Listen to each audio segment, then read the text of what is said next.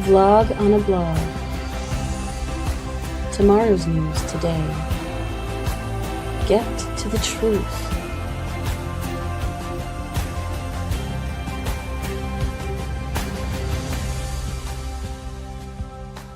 Listen, learn, live. Visit us at yadayah.com. Oh my, we've had a busy week on co-hosts on the Vlog on the Vlog. Good to have you again here, Roger. You're making great progress with your own show. Thank you for that contribution. Wonderful to have you participating. Boy, it's been an amazing period of time, hasn't it? We come out with this wild conclusion based upon what the prophet said, and they were so clear it was impossible to deny them. That we were entering the time of trouble, and that the President of the United States was Satan incarnate, the worst man who will ever live. And oh my goodness, has it turned out that way? Yeah, it's moving right along. Moving right along, man. It is for certain. Here's a picture of people that are walking down the street of New York, and this person who posts this, and he takes a Jewish name and he calls himself a Jew, and then he says New York is unsafe for Israeli and Jews. There's a travel warning in place. New York proudly stands with Palestine, which of course doesn't even exist. So this idiot is either a Marxist or a Muslim, because they are among those who don't understand that Palestine was nothing but an ethnic slur. There are no Palestinians. There's no place called Palestine.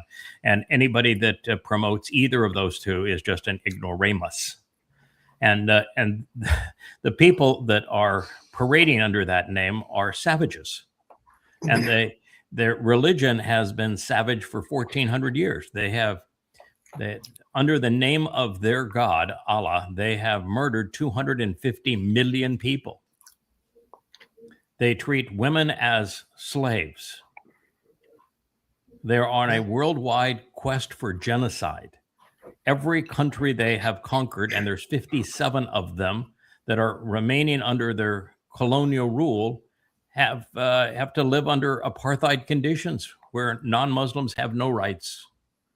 And you've got this person proudly advocating on behalf of those terrorists, not even knowing that the people and place called Palestine have never existed. Yeah, they need and to they give want tours. to label the Jews as the terrorists, as opposed to those who have not only perpetrated 99% of the terrorist acts over the last 1,400 years, but those who terrorized Israel as recently as 10/7 of 23. And so they want to punish the Jews in New York. By the way, the population of New York, I think, is almost 15% Jewish. Yeah. Wow. We urge Zionists to evacuate New York City. So I just got a newsflash. If you're anti-Zion, if you're anti-Jew, if you're going to speak on behalf of Marxism or Muslims, you have exactly 7 years left to vomit and drool. And it'll be over for you. So keep it up. You've got 7 years. Mark your calendars. I'm not kidding here. You've got 7 years and you're done. We won't ask any questions. We're not going to have a debate. We're not going to discuss the issue. We're not going to review your account. We're not going to futz with your algorithms. You're just going to be gone. You will never drool again, ever. One swipe. Get your vomit out now, pal. Yeah. They found their rallying cry, and they're rallying around it, and it's been successful for them up to this point. But it's going to come a point where it's going to lose its luster really fast. Yeah, it hasn't been really successful for them, but it has been a means to use propaganda. Propaganda is the repetition of a lie and then draping that lie in themes that appeal to people. And that's what they're doing here. So it is to take an outright lie and make it appear credible by dropping in other terms that people are aware of and then repeating it ad nauseum. And unfortunately, if you do not refute such lies, they grow and to become monsters. Sometimes people get frustrated with me because there's this mother goddess cult that is gains what little popularity they have by playing off my translations and my name and hashtagging my name. And they say, it's a group of 30 or 40 people. Why do you even give a crap about them? It's because if you don't refute those things that are outright lies, your credibility will ultimately deteriorate.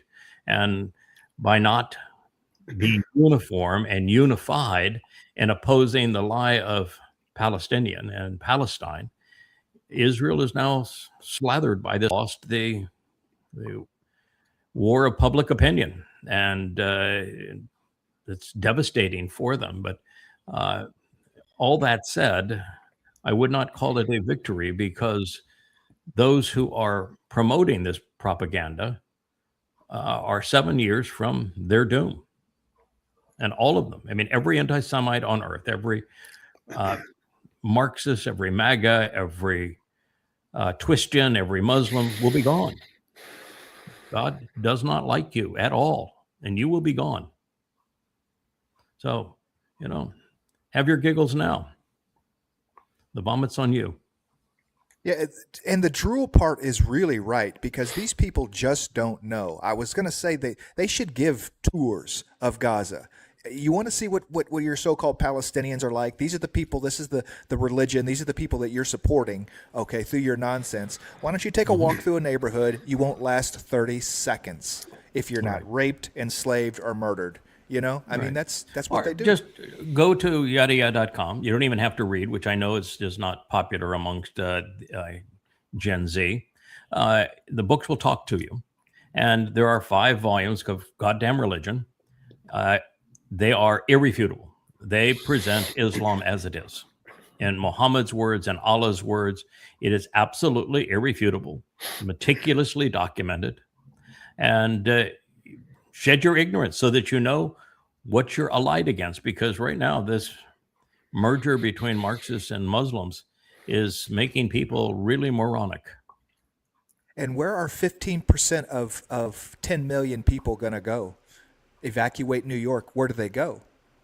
Well, I mean, it's the same thing that would happen in Nazi Germany when they rounded up the Jews. They had really nothing left that was inventive, industrious. I mean, they destroyed their culture by scapegoating the people who were probably the most productive. And they'd be doing the same thing in New York City. I know that's not true with the Haredi. There's a fair number of Haredi in New York City, and they're nothing but parasites. So, but apart from them. Well, I think quite a few of them have been migrating down to Florida. Yeah, it's true. Well, and they're going to understand. They're going to understand why Israel needs to exist as well, because I mean, there will. Well, the Haredi probably will not understand anything. No, no, and I have no hope. They're poorly educated. They're highly indoctrinated. They are parasitic. They are so religious that evidence and reason will mean nothing. So I don't think, in fact, I am certain that the Haredim are never going to understand anything. No chance of that. But then, nor are the avid Marxists, the kind of person who would post something like this. They're never going to process evidence and reason either. And nor is the Muslim who would eat this stuff up. They evidence and reason will mean nothing to them. They're motivated by their faith in things that aren't true, but nonetheless motivated by them.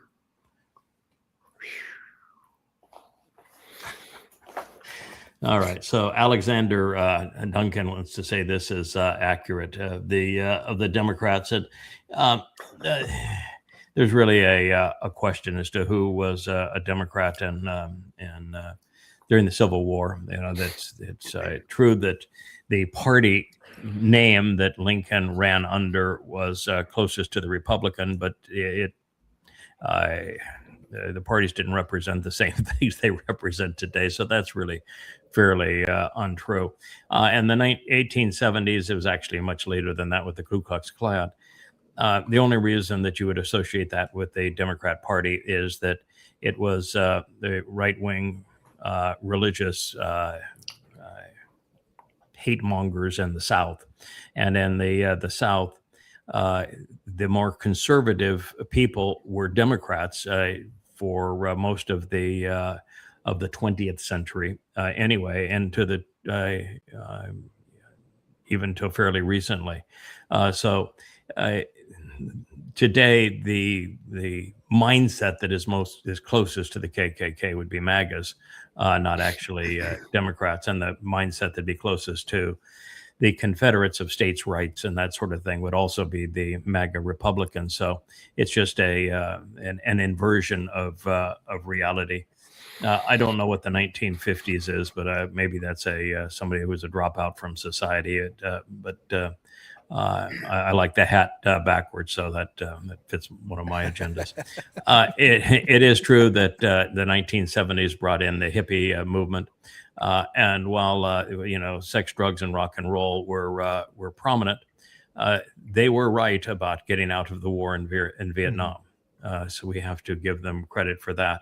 It is true that that Democrats became actually the wealthiest party in the early 2000s. When you look at the size of the average donation and the income and wealth of the average person, the Republican Party became a working class party, and the Democrat Party became the party of the oligarchs and the richest people. There was a complete flop in the early 2000s, and to present them as cross-dressers now, transvestites. Certainly, they promote all manner of gender strangeness, and they clearly are now promoting Muslim candidates. What the Democrat Party has become is communist. It's Marxist. 65% of Democrats now identify as Marxists. So it is a Marxist party, which means it's a moronic party, because Marxism is the economic strategy and the political strategy of people who are selfish, greedy, and unproductive, and can't accomplish anything, haven't ever accomplished anything, and demand that those who have been productive forfeit what they have earned to appease those who think they deserve something for having done nothing. It has never worked, and it is counterproductive. It destroys all freedoms, destroys all productivity. It destroys the quality of life. There is nothing to distribute in a socialist country. It has never performed anywhere, and it has always been a disaster. And if you want to know how big a disaster your Marxist plan is, look what happened in Russia becoming the Soviet Union, where 80 million people died. Look at North Korea and South Korea if you need a perspective on this. And I know there's morons out there that want to say, well, look at China. It's a communist country. It's a communist government over free enterprise economics. China didn't grow economically to the engine of the world until they started to replicate the enterprise zones back 20 some odd years ago. And it is by doing what America once did, which was sponsoring and supporting free enterprise, that China has grown into a powerhouse, and America has socialized it such that it's essentially impossible to build anything of consequence in America anymore. So we've simply flipped roles. But this transition, and the reason I decided to talk about this, is that with Democrats now almost universally nominating Marxists, socialists, communists, and many complete hypocrites, which would be a Marxist Muslim, they have no chance of reversing the damage of MAGA. None. And the reason I say none is that, 2/3 of the Democrat Party is Marxist. That's why you're nominating Marxists. And you're too stupid to understand that Islam is a death cult. So, but to be a Marxist, you have to be stupid anyway. So you're not going to appeal to anyone with a brain, to anybody that's ever worked for a living, to anyone that's actually paying the bills in America, that's actually employing somebody, that's building something. You will appeal to exactly 0 of them. And so you can't win a national election. You can win an election of places where the majority of the people are as stupid as you are. And you can go ahead and ruin those areas. Look what happened to Detroit. Yeah. But that's all you can do. And this was a time when Democrats had a layup hand, a guaranteed win. And they went and blew it all by doing nothing but nominating Marxists and Muslims. Not going to work. No.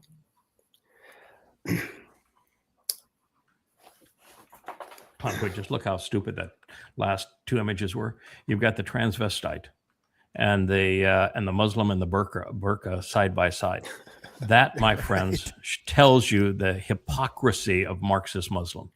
You know, this popularity now of the 2 candidates who have recently won that are Marxist Muslims. That just shows you how utterly incompatible these 2 things are, such that the only way you could be a Marxist Muslim is to have your head up your tuchus.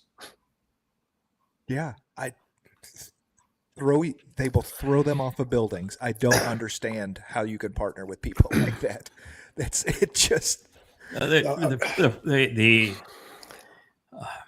With very few exceptions, the ideologies are the antithesis of one another. The only thing that they have in common is they're tyrannical and they disallow freedom.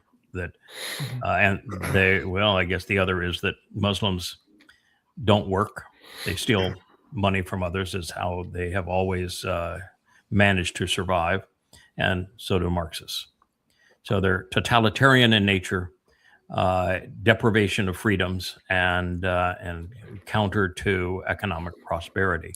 They have those things in common, but the way they treat women, elections, freedom of choice, education, all those kinds of things, they're night and day. They're opposites. I would have essentially said agnostic and atheist versus a God that is modeled after Satan. I would have said 20 years ago, 15 years ago, that I thought that Islam and Christianity, that MAGA, before it was MAGA, but this right-wing ideology would have melded together somehow for some sort of uber religion or something. You know what I'm saying? Just because we be against this insanity that the Marxists bring, where everything is okay. You know? No.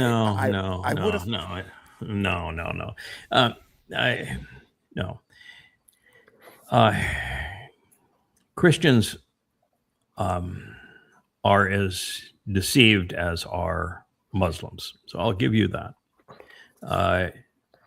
Allah never existed and Jesus never existed. They're both piles of lies, and the lies are similar in that they claim their legitimacy by trying to claim all of the creativity and prophecies of the God of the Torah and prophets, and yet they misquote and misrepresent them in every single occasion without exception.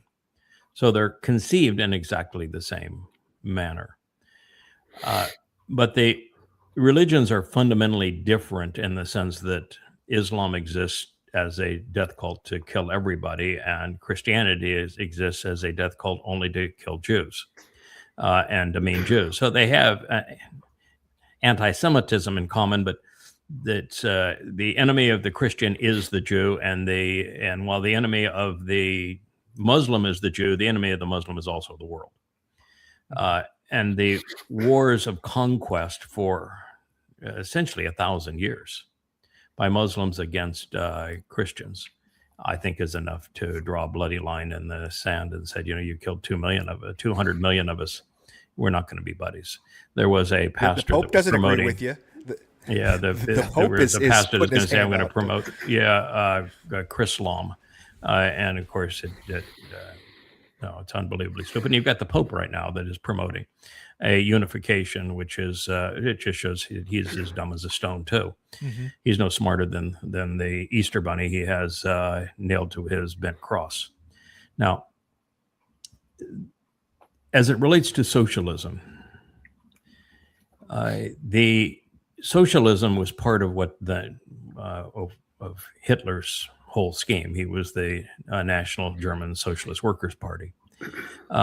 He only became known as a fascist when he needed to present Stalin and the Russians as his enemy because he wanted to conquer the world.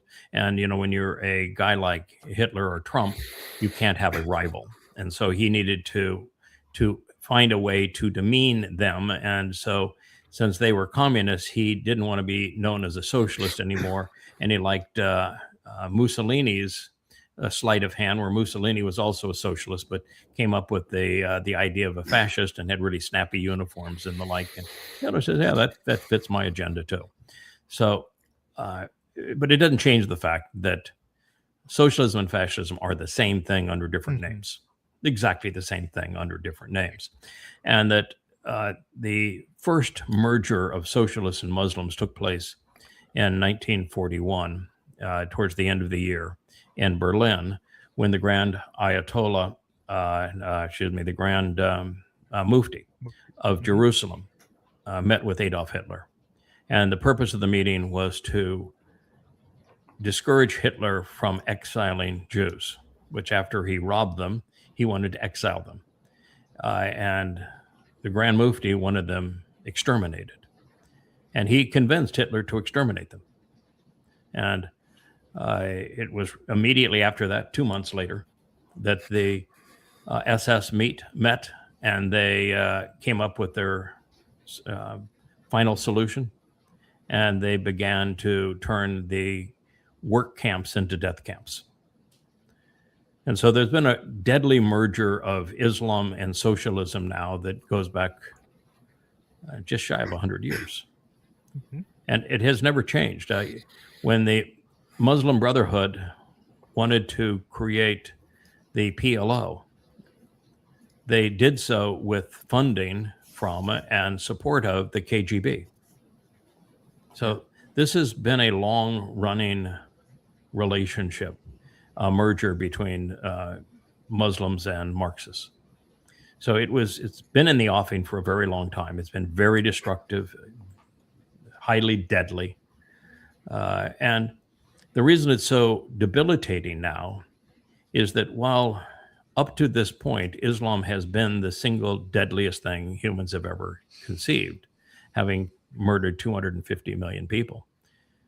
Marxists have surpassed them, not in overall quantity, but in the last century, Muslims are murdering just millions, and the Marxists have killed nearly 200 million people over that period of time in their wars and starvation and all this sort of thing. So you're now taking the two deadliest constructs in human history and merging them together. It's actually far deadlier than MAGA, and maybe of equal just demise, deceit, destruction, death count to what Trump is going to perpetrate as Satan incarnate. So these are the two primary forces in today's world that are at play, and they're disastrous. And one of the things that's just so sad is that there is a very significant percentage of Jews who are Marxists, and a very significant number of Jews who support Muslims. Oh, yeah. It's going to be deadly. And then there's a very significant percentage of Jews who are parasites who hate Israel. So Israel's survival under all of this is, it's dim. Well, you don't even have to look very close to see why Yah was so dead set against those things, and why we're required to walk away from them before we can have a relationship.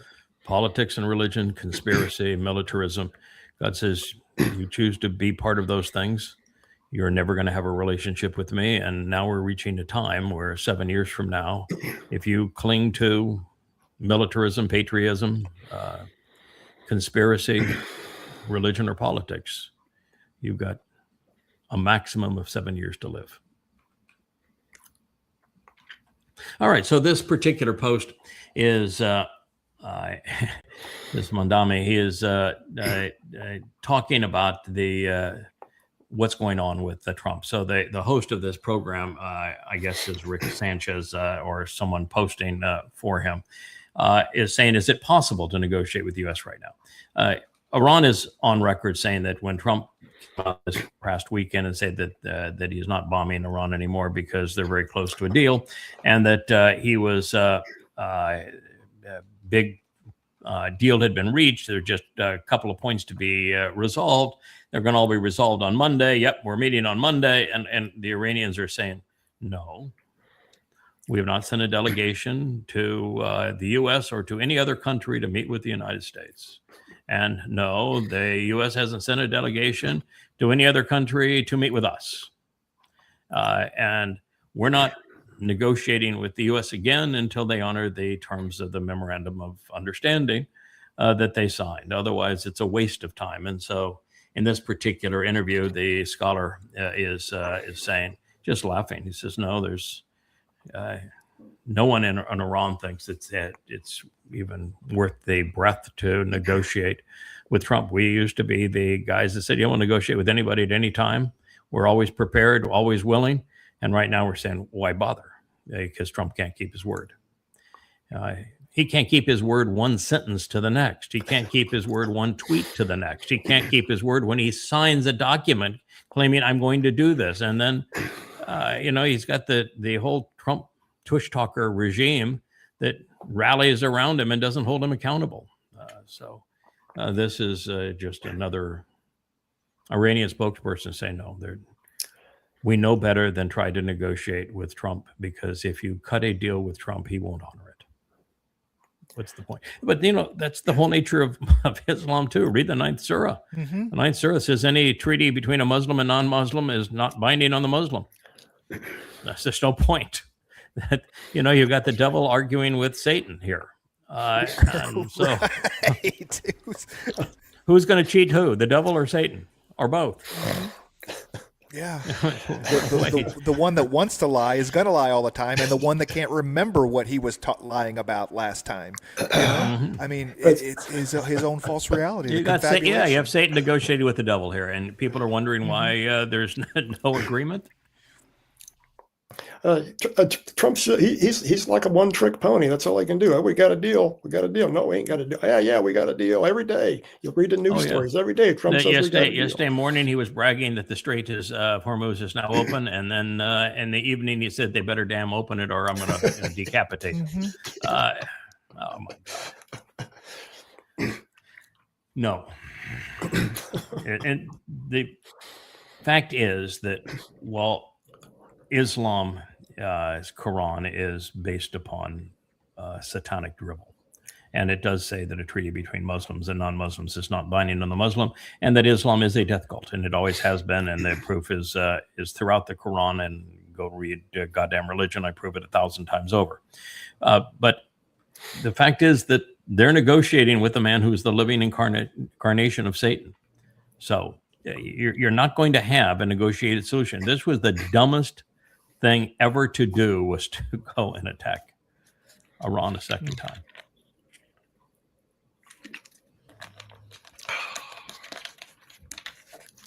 Oh boy! So here's a little clip. AIPAC. They're having a meltdown at AIPAC. Chaos erupts at AIPAC as the staff realizes paying millions for puppet campaigns no longer works. I don't know what a puppet campaign is, but I guess they assume that whoever they fund is going to be their little puppet. AIPAC is not in the top 10 influencers in America. It put every Jewish lobbyist together, and they're not in the top 10 in America. Nobody bothers to criticize any of those that are in the top 10, and they make it all about this one country who is not in the top 10 only for one reason. They're anti-Semitic. They hate Jews. It's the oldest conspiracy going. It's a conspiracy that was born in the religion of Christianity when they came up with the conspiracy that Jews killed their God. Now, pretty stupid conspiracy, but religious people aren't very bright. So here's the meltdown, and it's a cute little clip you can play.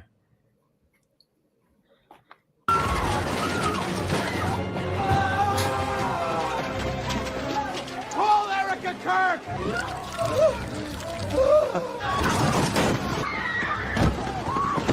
Bibi is gonna kill us! Okay, so there you go. Of course, there's lots of things that are wrong. The AIPAC does not use the six-pointed star as their symbol. The AIPAC is an exceedingly liberal organization, and not a whole lot of kippah-wearing religious Jews that are part of the organization. And they aren't that nearly as influential as they have been portrayed. But since the morons that run as Marxist Muslims are able to convince people to vote based upon don't vote for somebody that takes money from AIPAC and vote for me because I don't take money from AIPAC, and that's their rallying cry, and they take money from, well, the Muslim Brotherhood or some other organization. The simplest solution of all is for Israel to realize it has lost. There is no purpose of any Jew funding AIPAC or any other lobbyist organization. It's all being used against them anyway. Just pull out. Stop it. Don't spend another dime. Yeah. You lost. I remember you got played, you lost, and there's no reason to send good money after bad. Because now, rather than you're not getting results by the money you're spending, it is destroying you because the other candidates are saying, took money from AIPAC, you need to vote against them. And so the very money you're donating is working against you. It's counterproductive. It's like destroying Gaza. It is counterproductive. You're not making yourself safer. You're not winning friends. You're alienating people. Stop it. It's over. Stop funding all political activities, Israel and Jews. You're making matters worse. Yeah. I remember when the news used to talk about the war chest, and this was going to be the most expensive campaign, presidential campaign in history. And I think that was like 2016 when it was going to be $1 billion between who had the race to $1 billion between Trump and Hillary first time around, right? How much money did Elon donate this time, and to who? 300 million, one person. A third of $1 billion. Yeah. So what kind of and access does that buy? And only in 7 states and only over a month's period of time. A month? Yeah.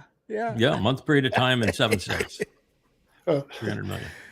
PACs are one of the and it cost him a lot more than that because he bought Twitter and turned Twitter into a Trump tush-talking platform. Yeah, it was a $50 million deal, wasn't it? That was something, or maybe that was 42, 43, 44 billion, something of that range. And of course, he got Saudi and Kuwaiti and Qatari money to do it. Yay, America. Well, you could say, I guess, that, political action committees have become one of the most successful grifts of all time. They have. It's like the big con. It is. Yeah. American politics, it's probably true for European politics too, but it's all a con. It's all a con. America is not a democracy. You are not voting for any legislation in your government. It is not a democracy. The founding fathers were opposed to democracy. It is a republic, but it's a republic in which everyone can vote. And 99.99% of people are not qualified to vote. And so it's a country run by the dumbest among us. And that's what we're witnessing. We're witnessing a country run by the dumbest among us. God is very clear. He says, people have the potential of good and bad, but when people congregate together, they're always bad. You know, when you pretend that you're a democracy and you say the most popular person is empowered, that is going to be the worst person, according to God's definition. And he's always right. So all we've ever had in America is two parties that they decide among them who they want to be voted for. And what you end up with on the national level is doesn't matter who's in the White House. Nothing changes. Nothing. So it's all an illusion. It's a film that is being played over reality. It's like you put down a veil between the voter and reality, and you're playing the movie The Wizard of Oz on that screen, and they don't notice what's happening behind the curtain. Mm-hmm. That's what's happened in America. And it's always been that way. I read historical accounts of how candidates would go into the public houses in Boston and the large cities and stuff, and they would buy rounds of beer, get the voting populace drunk, and then send them off to vote. Right. You know, and who they're going to vote for. You know, I mean, it's the only practicality, and I've spoken of this before, and I'm not trying to advocate it now because it's too late. We only have 7 years left, and you're not going to resolve any of this. But the only kind of public voting that has any chance of success is an oligarchy. And of course, the Marxists are opposed to oligarchies, even though they are the ultimate oligarchy, and that in a Marxist system, only the Communist Party gets to vote. So they limit the number of people that get to vote, and you only get to vote if you agree with them. But in an oligarchy, the people that vote are the people that have skin in the game, the people who have produced and are productive in that society, and they decide how the funds are used, or whether a country goes to war, where it spends its money, or where it doesn't spend its money. And that is the only chance you have of a democratic system having any chance of success. Otherwise, it's the majority trying to steal from the minority who are productive until the productive are finally saying, it's enough already, it's not worth it. And then there's no productivity at all.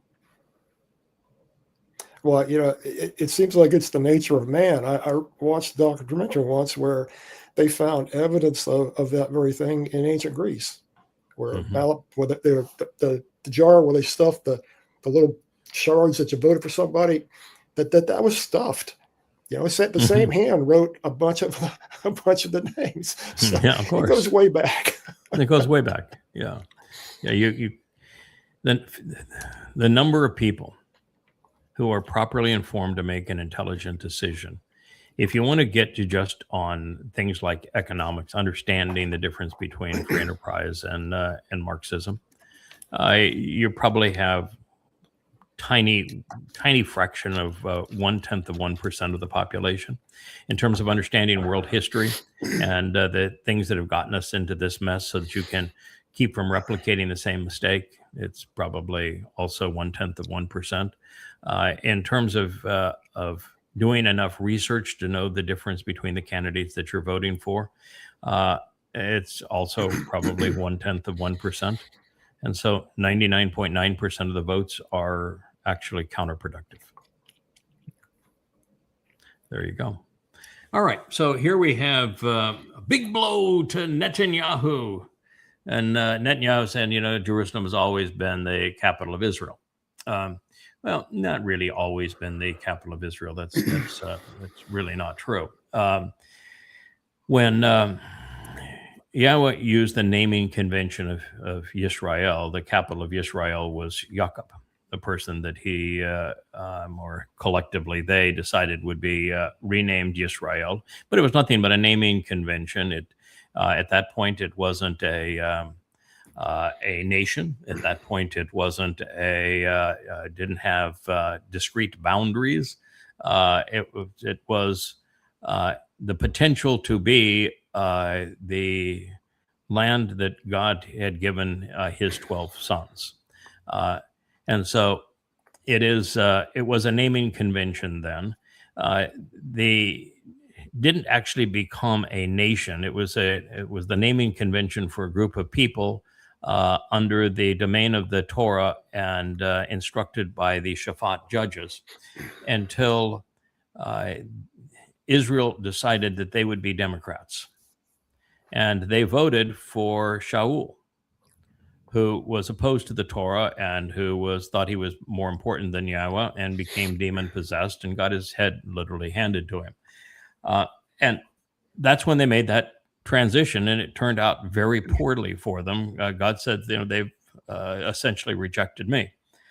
But that is when there became a kingdom or a nation of Israel. And at the time, there was no Jerusalem.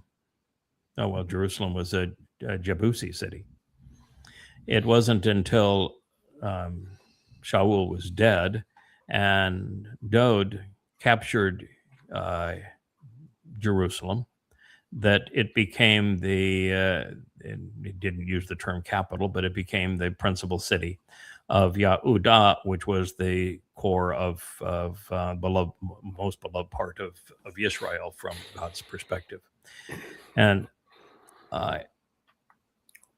while that was true in terms of Jerusalem, which means the source from which instruction regarding reconciliation flows, was the home of Dowd, and therefore the center of Yahowah, which means beloved of Yah.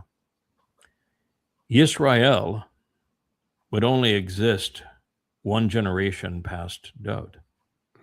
So you can't say that it was always the capital of Yisrael, because Yisrael didn't exist within, less than 100 years of Dowd. It no longer existed. There was the northern kingdom, and there was the kingdom of Yahowah, and they were at war with each other, which is something that Jews do quite a lot. So from that point until 1948, there was no Israel.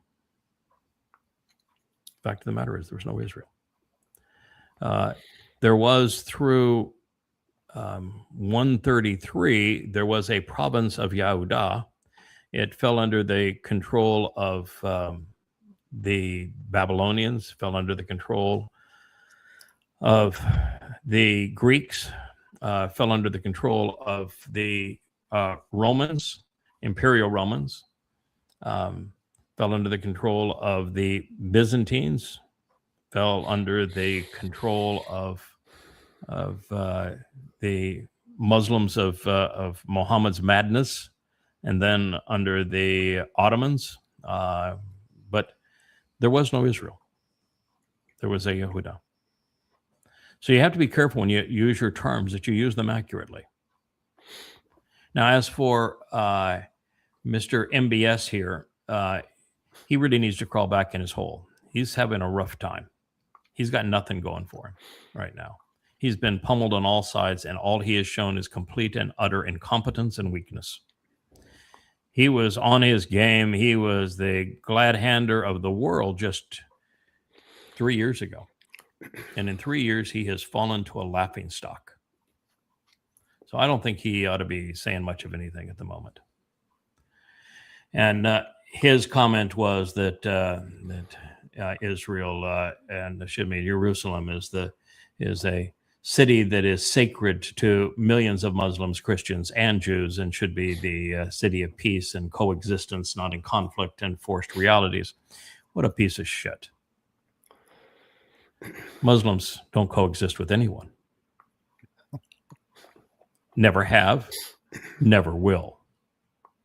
And Christians blame Jews for killing their God. They do not coexist with Jews. They torment them. So you have the two religions that have done nothing but persecute, dehumanize, demean, slander, and massacre Jews.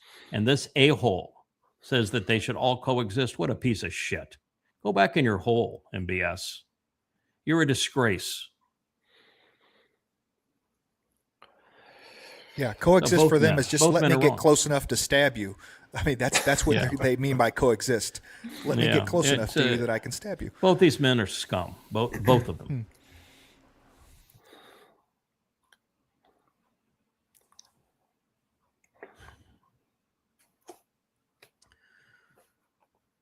Okay, the more you push at Jews, the harder we push back, not because we want to fight, because we remember what happens when we don't. All right. So, Jew. How'd you come up with that name? How'd you come up with that name? What's it based on? Please tell me. I want to know what a Jew is. What does it mean to be Jewish?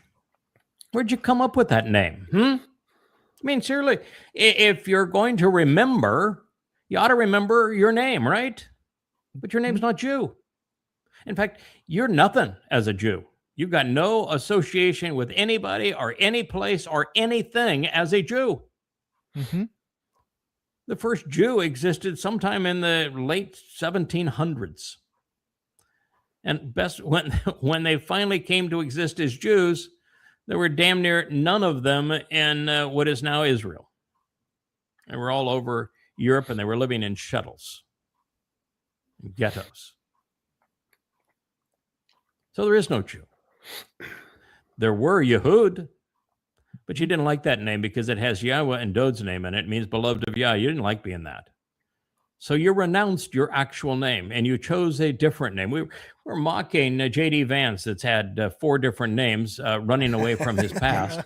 If you're going to go from Yisrael, which would define those who either engage and endure with God or those who are in conflict with the Almighty, if you're going to renounce that name, and then you're going to choose one of the 12 tribes, which is 1/12 of what you claim to represent, and you're going to choose that one, and then you're going to completely disavow it, so that you've got nothing left, so that you have eviscerated it, then who are you? How do you say that you remember when you don't even remember your own name? Who is we when you're parading around in a made-up moniker? I mean, serious. These are really serious questions. They embraced the name from the people that want to kill them. They do. It's just hideous what has happened to God's people. You've got no chance until you embrace what it means to be Yehudim again. And you're very, very far from that. Well, I guess they don't know that there's no J in Hebrew. No J in Hebrew. No. And I the remember. Wah in Hebrew does not make an a E sound. Yeah. I remember a time that they didn't fight. I remember a time when they threw all the crap, the religious crap out of Jerusalem, and they celebrated Pesach, Masim, Bakurim, and they didn't fight, and things worked out really well for them. Then they had their Hezekiah moment, Yeah, they had the Hezekiah moment when they didn't push back. They let Yahweh defend them, and he removed 185,000 soldiers who were armed to the gillet to destroy them. And the IDF, with all of its money and resources, could defeat 4,000 Muslims and tinny rompers. Yeah, you've come a long way. Down.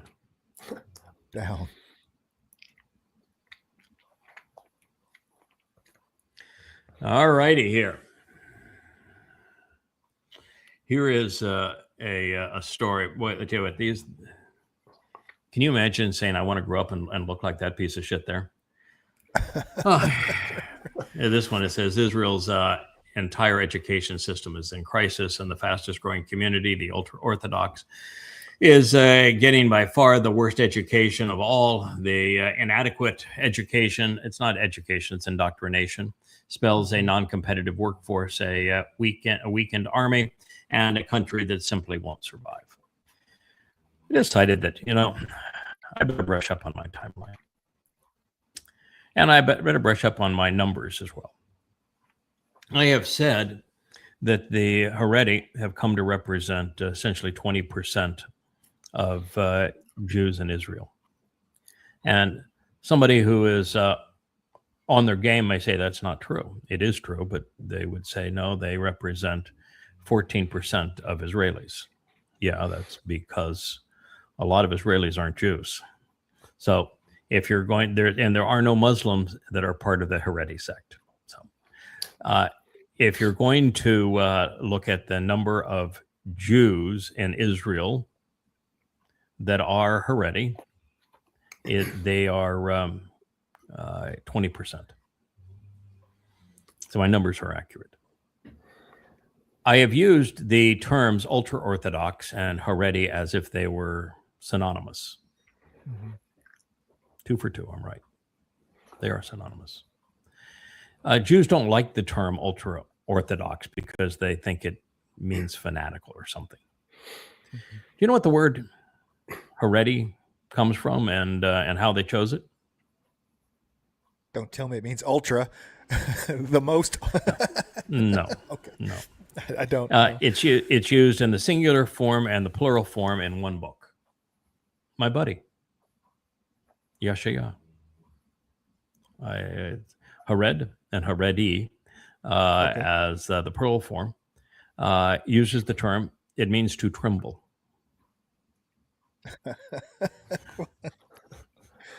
Okay, not Yep. not good. Not good. No, it means to tremble. All right. So the question then would be, when did the present form of Judaism, as it is dominant in Israel, it's the dominant form in Israel, and it is the second most popular form in the United States. When did it emerge? Is it a religion that dates back all the way to the oral law and Moshe? Probably not, since there was no oral law, and that whole line of religious propaganda is so incredulous. It's a wonder that they even repeat it. No, the Talmud is not Torah, and the Talmud, the really crappy Talmud, which is the Jerusalem, was started in the late first and then augmented in the second century CE by the clowns associated by Rabbi Akiba, who was the one that brought in the false Messiah Bar Kokhba and ended up creating the diaspora. Not very smart, and it's a really incomplete and essentially worthless book. When they were in exile, and it was the Assyrians that exiled Israelites, and then the Babylonians that exiled Yehudim, many stayed. And when they stayed around Babylon, they, in the 4th and 5th up to the beginning of the 6th century CE, they wrote to the Babylonian Talmud. So you'd say, all right, so is it date to that period? And no, the answer is no. Then you would go forward and say, all right, there was a sect of Judaism that emerged with Baal Shem Tov. Now, it's hard to ascribe much to Baal Shem Tov because Baal Shem Tov was, slightly more real than Jesus. He never wrote anything down, just like Jesus. So if you never wrote anything down, people can project anything they want on them. And what you find is that that sect really didn't evolve into what we would consider Haredi Judaism today. The truth is really depressing. You know, I have proven in the 5 volumes of Christianity that rabbis trained Paul, who was the first person actually to call himself a rabbi in writing. And they trained Paul how to misrepresent statements from God and to erase God's name and give the pretend God new names. It was the rabbis that taught Paul how to do those things. And it was the rabbis, when he did those things, who didn't counter him. And it was the rabbis who sold Talmud stories from that Babylonian Talmud to Muhammad to create the Quran, such that Islam is now their religion that haunts Jews, just as Christianity is the one that has created anti-Semitism and led to the Holocaust. Rabbis have been a mess for a very, very long time. But the strain that is known as the quaking ones, the trembling ones, it actually is a much more modern religion. In the late 19th century and the early 20th century, right around the time of the First World War, leading up to it and immediately after it, in Germany, a group of rabbis pushed back against what would have been phenomenal for them. During the Enlightenment period across Europe, as the yoke of Roman Catholicism was broken, the scholastic community decided that it was time to emancipate Jews from shuttles and ghettos and to include them in education and scholarship and in society as a whole. And so it was European liberals, Europeans who were not under the yoke of Roman Catholicism, that sought to reverse the trauma that Roman Catholicism had imposed on Jews. And they offered Jews the opportunity to be integrated into the upper levels of the societies. But it was a group of rabbis who opposed that. And they're the ones who created the Haredi religion. They decided that Jews could not be included in the Enlightenment of Europe, that they had to be isolated, and they needed to be controlled by rabbis. And they're the ones who created these mourning suits and all of these rituals. And they're the ones who made Jews an isolated community that was easy to hate. They brought the Holocaust on them. They isolated themselves. They had the opportunity to integrate, and the rabbis that created the Haredi sect said, no, we're going to control you. You're ours. That's what happened. So the Haredi religion was created in 1910 and 1920. And you know what happened in 1930 and 1940 in Germany? Do you think there's a correlation between those things? How's that for a sad story? Wow. The more you know about the rabbis, the more you know they're the greatest enemy of the Jewish people and have been for as long as there has been a rabbi.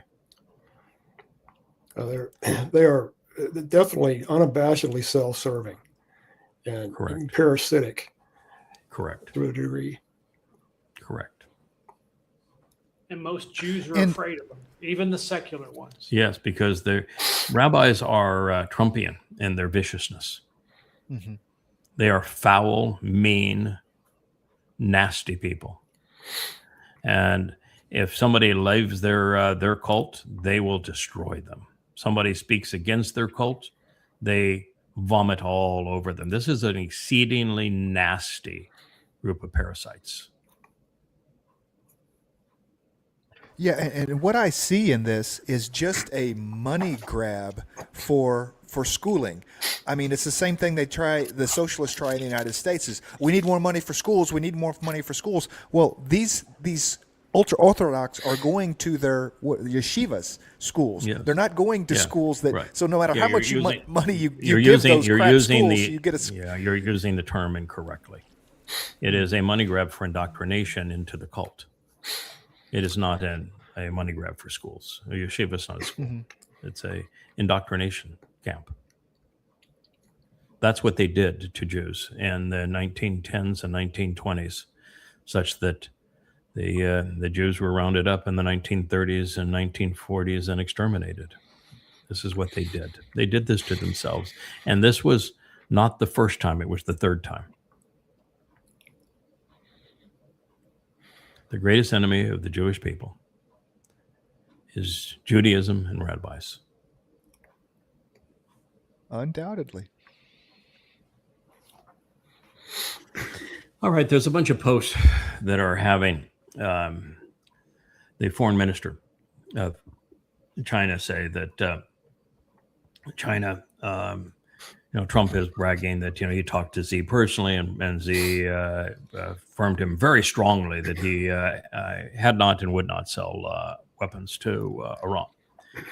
And so there's now a bunch of posts that are being repeated, which is how propaganda works, that have the foreign minister of China say, "We said no such thing. We're going to do what we're going to do. We don't discuss such things." Now, the fact of the matter is that there is no affirmation that the discussion even took place. The minutes of the notes between Trump and Xi do not include any discussion of anything pertinent to Iran. Mm-hmm. So there is absolutely no verification of Trump's claim, and Trump lies like he wears a tie. And China has two exceedingly important allies in Russia and Ukraine, Russia and Iran, and they're not in a position where they can look the other way and let America destroy Iran, or America destroy Russia either. Be devastating to China and to the security of the Chinese people to have America destroy either of those two nations. And so they have to act, and they should act to protect their ally. So the problem here is that China Times lies a lot. And, there is a point that you can go, that there is no verification for what Trump claims. There's all evidence is to the contrary, that Iranian missiles are now being guided by Chinese technology. But the fact of the matter is you don't need to go and pretend that there is some statement that you can put in quotes when that statement was never made.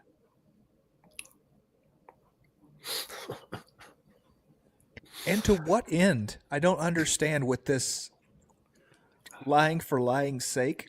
I mean, because it doesn't change the reality of what happens between Iran, China, the United States at all. I mean, so why would China Times post something that is likely true, but errantly affirmed? Or why would Trump make the claim that Xi made this promise when there was no discussion on it? Which of those don't you understand?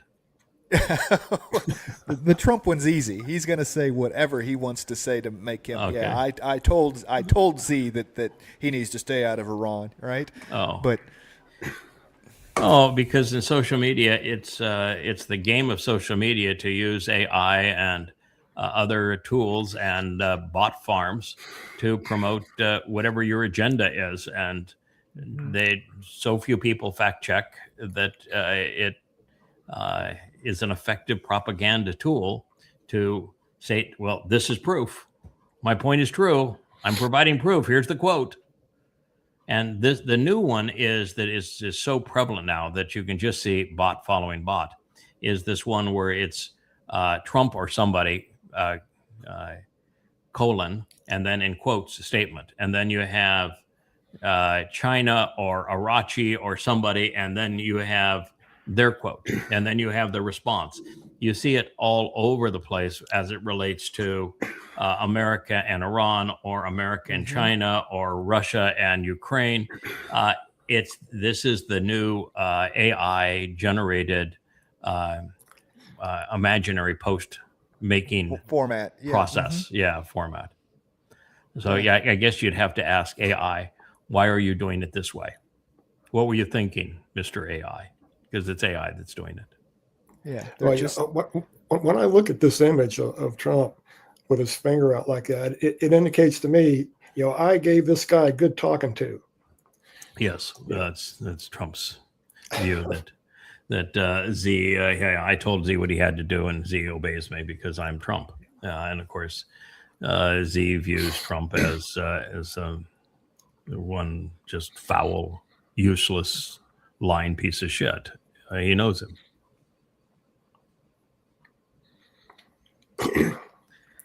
All right, boy. Jon Stewart we've talked about this before, but of course he has the makeup and soft lights, soft filters, and everything else in a beautiful studio to do his show. And when he does his vlog, looking a little weary there. And here he's having a discussion with Fetterman. Fetterman is the Democrat who's in love with Israel and in love with Trump. And he's just really an odd duck. Normally wears sweatsuits, but in this actually has a tie on in his office.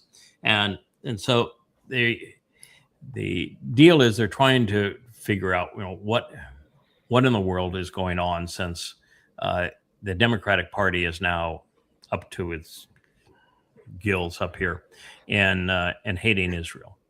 And so if you're a Democrat, which Jon Stewart, of course, is, you can't understand anything that Israel is doing because, well, you're fed propaganda on Israel and you're fed propaganda on the Muslims who are prompting Israel to respond in that way. So Jon Stewart says, hey, since the ceasefire, they've killed another 1,200 Palestinians. Well, no, John. Or should I call you Mortimer? Are you Stewart or are you school bus? Mortimer school bus. There are no Palestinians, Mortimer school bus. So let's start there. And 100% of Gazans are Muslims. And 100% of the Muslims in Gaza either celebrated or perpetrated the Alaska flood on 10/7/23. And then they collaborated on the torture of Jewish captives. All of them, without exception. And a young person, if you're paying attention there, Johannes school bus, they're indoctrinated at the age of 2, 3, 4, and 5 with knives and automatic weapons and bandanas that say "kill the Jews." So a child Fakistinian is nothing but a jihadist in the making. The problem is Islam. You can't fix it. And that's the problem. It is a death cult. They make babies to go kill. And so, well, Fetterman has a point that, the whole culture is essentially Hamas. It's actually essentially Islamic, and therefore Israel has a real problem trying to defend themselves. And they are doing that. They're trying to defend themselves. Unfortunately, destroying Gaza was counterproductive. But it's impossible to have an intelligent conversation, even with an intelligent man, because he can't process the background information. He has no background. He does not understand Islam. He is completely ignorant on Islam. And as a Marxist Democrat, he's politically a moron as well. And so he just can't figure it out. Of course, this Mario Nafal, who is pro-Fakistinian, you can imagine that he's got a Israeli flag and a Fakistan flag side by side, obviously just trying to fish for followers. He's condemning this because he says that now we know exactly where Fetterman stands. Well, you've always known where Fetterman stands if you're paying any attention. But what you don't know is where Islam stands and where the Gazans stand. That's what you don't know. Mm-hmm. And that the fact that there is no Palestinians. You've just been played for a fool. Mario. Yeah, I don't know. Go ahead. Good one. I can't even imagine the cesspool that is the hallways of Congress up there. It is rat infested. It is, just everything you can imagine bad going on up there. It's unbelievable. Yeah. Washington, D.C. is a real swamp. And I think America is actually in worse shape than Israel. Israel, you've got 20% that are Marxists and they live in Tel Aviv, and you've got another 20% that are Haredi, and they're the parasites in Jerusalem, and there's a suburb of Tel Aviv where they congregate. And in between, you don't have enough Jews to win an election. And in the United States, it's far worse than that, because it's not 20 and 20 on the extremes; it's 40 and 40 on the extremes. And in America, the extremes are far worse. The Dems are avowed Marxists, and the MAGAs are avowed nincompoops. I mean, they're Trumpian. And so you got 40 and 40 tearing America apart, where you got 20 and 20 tearing Israel apart, but neither country is salvageable. But you leave out the 20%. Is Rom 20%? I mean, are the Arabs that want to kill the other? Rom isn't 20%. 80% of okay. Yeah, but Muslims are 20% of the Israeli population. Rom is the lead party of them, but Rom is the only. They call it an Arab party as opposed to a Muslim party, even though their platform is entirely Muslim. Rom has come to the conclusion that we are Muslims in Israeli society with full rights as Israelis within that society, and have all the benefits and the freedoms and the education and the medical system and everything else of Israelis within that society. We ought not be trying to destroy the society. And so he is considered a moderate, because he realizes, listen, we got 57 Islamic states. Israel can be a Jewish state, and we can live and benefit in this society. And so that's Rom. So that's why I say that Rom is hugely less dangerous to Israel than are the Haredi parties. So if you're talking about forming a coalition in Israel, and you're in that 60% between the wacko left and the wacko religious, you ought not be as concerned about forming a coalition with Rom as you are concerned about forming a coalition with the rabbis and the Haredi. Rom is not trying to destroy the state of Israel. The Haredi are. Yes. Yeah.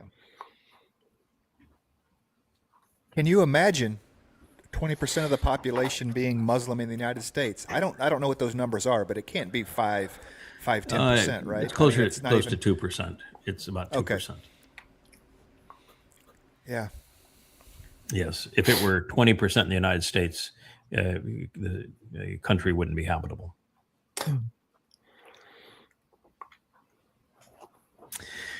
All right.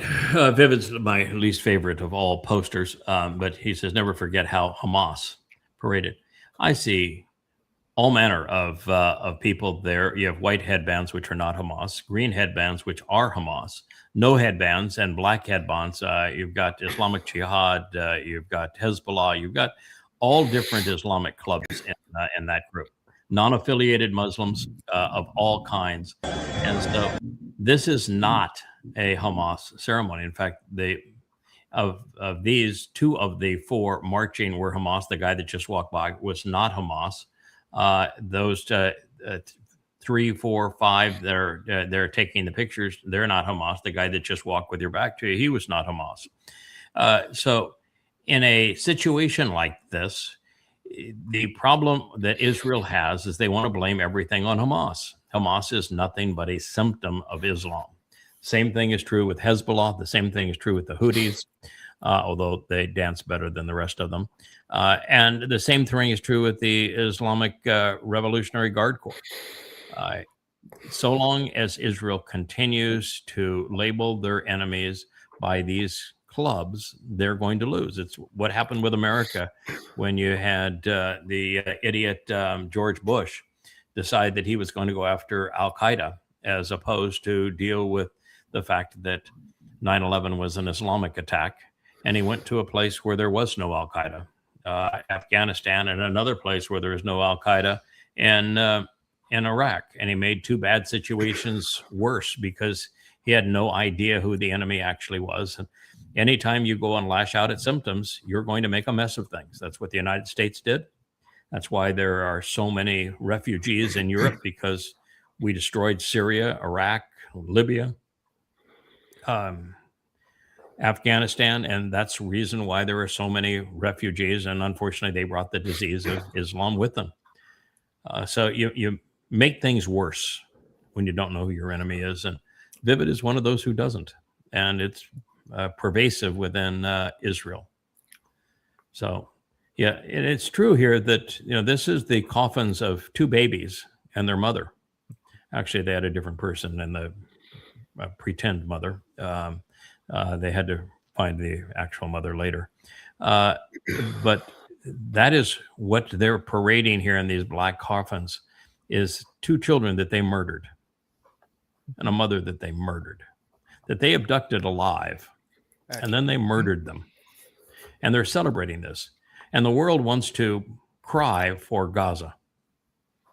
And they want to say that genocide in Gaza. Well, I'm going to tell you what genocide is going to be in Gaza. In 7 years, you're going to see a genuine genocide in Gaza. But we're not going to leave. We're just going to make, all we're going to do is make it, grazable for sheep. Mm-hmm. Right up to the coast. Yeah, and where did these Hamas guys? Because when I was growing up, it was all Yasser Arafat and the PLO, the Palestinian Pathological Liars Anonymous. And where Hamas came from is that the PLO was conceived, as I've said, in the 1960s during a meeting between Marxists and Muslims, the Muslim Brotherhood and the KGB, in Cairo, Egypt, and the whole purpose was to relabel the Muslims that had been so rejected in Israel as Palestinians, under this notion that if we call them Palestinians and we call the place Palestine, we will eventually, with propaganda, fool enough people to think that there really is a Palestinian in a place called Palestine. And that was the Muslim Marxist plan. Now, the problem with the PLO is that when they were murderous as a terrorist group, they were very popular among the Muslims in Judea, Samaria, and in Gaza, and even in Israel. And while they had a problem, though, in Israel itself with the Israeli Muslims, because they were the healthiest, wealthiest, freest, best educated Muslims in the world at the time. It's pretty hard for you to get them to go kill the very people that were making that possible. But nevertheless, the propaganda of the PLO, of Marxist Muslims, prevailed, and they turned the beneficiaries of Israel's generosity, and they're being the only non-apartheid country in the entire region, and they turned it into death and terror. And so they began the two intifadas. And at the time, there was only one authorized, popular group, and that was the PLO, Palestinian Liberation Organization. Fatah is the PLO; they're one and the same. Black September, PLO. The murderer of Robert F. Kennedy, PLO. The Black September in Jordan, PLO. The Munich Olympic massacre, the PLO. And all the intifadas in Israel, the terrorist and the killing of innocent women and children, the PLO. But after a while, the PLO became too political. They were negotiating with Jimmy Carter. They were negotiating with Bill Clinton. They became perceived as political and money grubbers from around the world, negotiating with the EU and the United States. And the fundamentalist Muslims didn't like that. They wanted the PLO to be a terrorist organization. That's what they wanted. And the PLO stopped being the terrorist organization. They would pay for slay, and they would promote the terrorist organizations, and they would arm the PA to commit acts of terrorism, but they just weren't fundamentalist Muslim enough. And so Islamic Jihad, for example, grew, and Hamas grew as a resistant movement against Israel because of the perceived lack of terrorist credentials of the PLO. So that's where it began. Then it was Benjamin Netanyahu who came up with the harebrained idea, probably in conjunction with Shin Bet and the Mossad. They're all stupid. That if they got funding for Hamas, because he hated the PLO, And if they got funding for Hamas, that particularly in Gaza, they could do away with the PLO, that the Hamas would ultimately in Gaza, with enough money and backing, Hamas would do away with the PLO. So they were the enemy of my enemy. And so that's what they did. And they used Qatar to supply the money. And Hamas not only replaced the PLO, they won a 80 to 85% vote share among the Muslims. They preferred the most ruthless, pure terrorist organization to one that was a combination of terrorist organization and political one. So that's how Hamas grew. That's the history of it. Unbelievable. It's kind of I kind of equate that to a wasp nest or an ant hill. You know, you get one started in your yard, and pretty soon you got 2, 3, 4 ant hills and wasp nests, and you're sweating around trying to kill them all, and they just keep growing back. Yeah, same thing with termite mounds, and they're all interconnected, and they got are tunnels, pests and the store stuff. Yeah. It's just really. I equate it to the thing that I'm frustrated that is almost ubiquitous among people. It's unintended consequences. They don't think of the consequences of their actions. You know, I have shared before this show that I'm unveiling some really amazing insights as to who teams with Yah in the last days. As Yah is the prophet, but who is that last witness, and what does God use him for? What does God have to say about him? And the terms that Yada Yah Isaiah uses are so over the top regarding his and God's affinity for this individual. Your first thing to think is to say, "Oh my, this is not gonna turn out well. No one's gonna live up to this. You need to tone it down. This is way over the top." And the second thing is, be careful who you share this with until you can validate it. You need to know what the consequence of these things are. Yeah.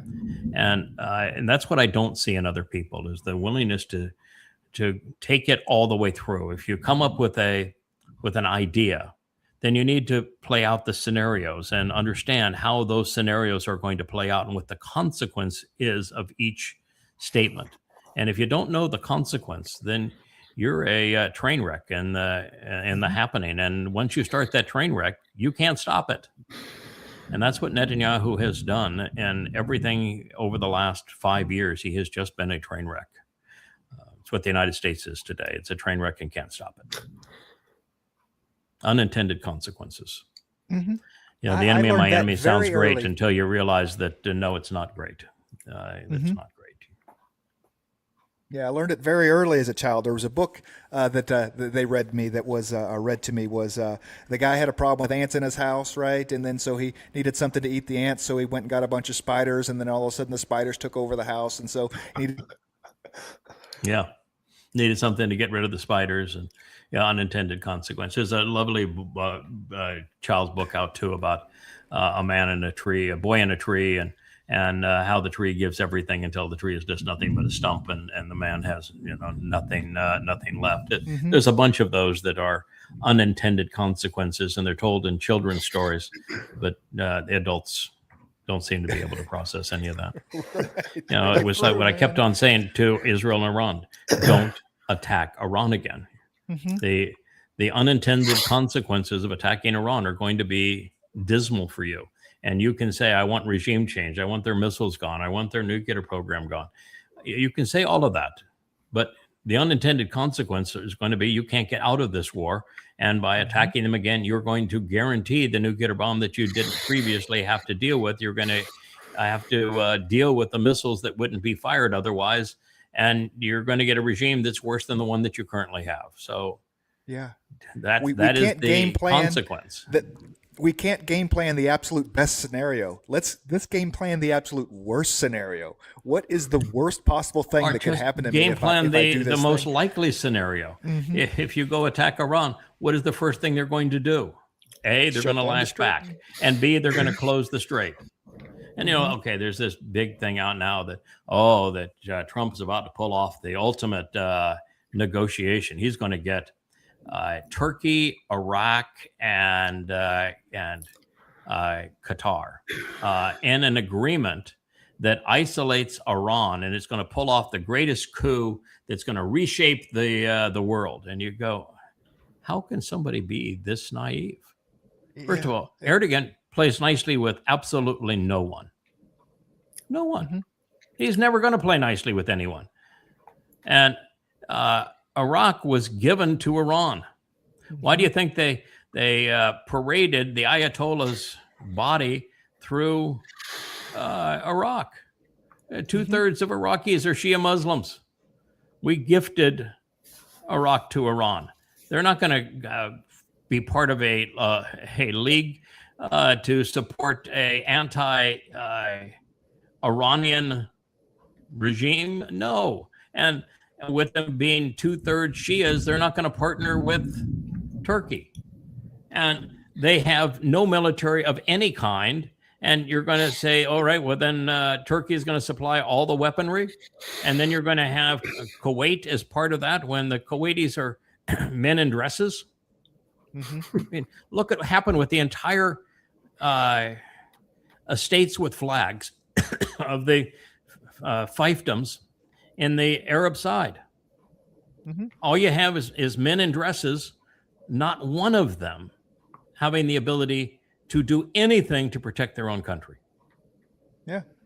So what are you going to do? You're going to have you're going to get a unified group of Kuwait and Qatar and United Arab Emirates and Saudi Arabia. Between the group of them, you haven't figured out a way to fire a weapon yet. Mm-hmm. And there are 90 million Iranians, and damn near a quarter of them are trained and armed to fight. And, Kuwait, you got nothing that's going to separate you from them if you piss them off. Mm-hmm. Nothing. You think that, Iraq and Saddam Hussein were bad when they ran through you like you were, heated butter. Wait till you deal with the Iranians. They're like 1,000 times stronger than Iraq. And America can't bail you out this time because America's bases are gone. Mm-hmm. This fleet will. What in the world are you talking about? You're going to have an alliance that's going to isolate Iran? All Iran has to do is take out the rest of the refineries and electrical grids and water treatment plants in those countries, and everybody has to move out of them. Mm-hmm. And they have no way to defend themselves. Iran has been isolated and sanctioned for 40 years. How can you isolate and sanction them more, right? It's right. And one of the things that people don't recognize, unintended consequence of sanctions. We sanctioned Russia because the United States wanted to destroy Russia using Ukraine as a proxy. And so that didn't go well, so we decided to sanction Russia, make the Ukrainians, give them an easier chance of going off and killing some Ruskies. But what happened is Russia became independent. Mm-hmm. Prior to that, they were buying components, like their airliners were made with components that were manufactured around the world and just assembled in Russia. Well, now they make engines independently, fuselages independently, electronics independently. They're making very modern commercial aircraft and, of course, military aircraft completely independent of the West. Their weapons programs are completely independent of the West. I tried to isolate China through sanctions and through tariffs, and so China has become completely independent of the United States, while the United States is completely dependent upon China. Unintended consequences. We barred Iran from buying any technology that could make a centrifuge, so they developed the technology in-house and can make them all day long. We barred them from importing any technology regarding missiles and drones, so they became one of the most sophisticated countries in the world at homegrown technology and manufacturing for missiles and drones. Unintended consequences. Everybody steals their Shahed drone. Everybody of course, uses it. The Russians because use it. The Canadians, it's the best. Yeah, it's the best. And their new hypersonic missile is far better than the Russian version of it. And then you go to the Russians, who you stole 300 billion of their money, and then you block them from SWIFT. so that you destroyed the credibility of the dollar. You've weaponized the dollar as a reserve currency as opposed to a currency of safety. And the Russians had no desire ever to break that system. They liked trading with the West and had no problem holding dollars until you weaponized them. And the moment you weaponized them, you gave BRICS every reason to form an alternative, and BRICS has done it. Their alternative now is a blockchain currency, but it's not Bitcoin, which is an imagined fake token. Their currency is 40% backed by genuine gold and 60% backed by 5 national currencies, including the yuan and the ruble.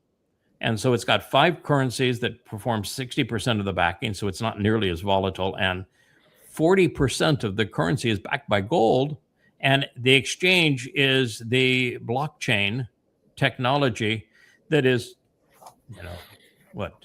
5 decades newer than SWIFT. And so what you've done is you've created the necessity for you to be replaced at a time that you're not inventive and that you're turning the world away from its unintended consequences. You do things like this and you put the world on notice you can't be, and they come up with alternatives, and that's what happened. Death throes of an empire led by Hasatan himself. Well, only a fool fights wars he can't win. Case closed. Yeah, I would go one step further than that. I don't think there's any war you can win. I don't think anybody ever wins a war. Ultimately, no. Yeah, nobody ever wins. You can absolutely lose a war. But, even you go and you say, well, America won the war in Europe against Nazi Germany. No, we didn't. Russians did. And no, they didn't. They lost 25 million men trying to overcome the aggressive invasion of the Germans and Europeans. And many Europeans joined the Germans in Operation Barbarossa. It cost them 25 million. Russians, that's not winning. We say, we won in the Pacific. No, you lost 3,000 people because you were comatose, and you sacrificed another 150,000, avenging the deaths of 3,000. That's not winning. That's being stupid. No, it's there. And since that time, America has just outright lost every war. We lost in Korea, we lost in Vietnam, lost in Afghanistan, lost in Libya, lost in Iraq, losing badly in Russia. We have lost in Iran, over and lost in Syria. Every place we go, we lose.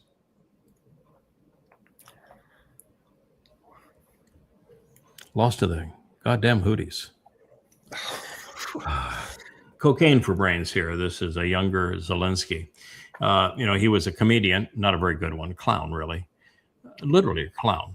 And he ran on the idea that he would make peace with the Russians and not instigate war. And then he became the number one bribe victim of this whole conflict. And it's finally reached the point where the overwhelming majority of Ukrainians want him dead. They don't want him gone. They want him dead. And that was before last night. Last night, the Russians did $5 billion worth of damage to Ukraine. Remember when we saw the Ukrainians hit the Moscow distribution center for the equivalent of Russia's Walmart and set up in flames, and it darkened the skies above Moscow? So now that Ukraine has no interceptors, Russia went into the area around Kiev, but also the remaining port cities in the south, including Odessa. And they decimated every warehouse, every distribution center, every ship, destroyed them all. The Ukraine has no way now to make any money on grain exports. They have no way to import grain or export it. They have no way now to import weapons. They're done. They are completely isolated. And all of the U.S. factories and European factories making weapons, particularly drones in Ukraine, were destroyed in one night. It was $5 billion of damage in one night. Tit for tat. Oh, that's more than tit for tat. That's a stomping.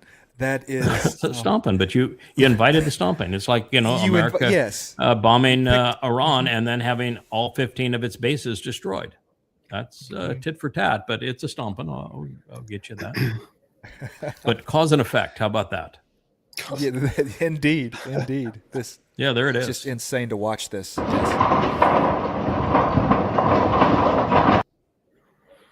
Yeah, that sound is actually munitions igniting.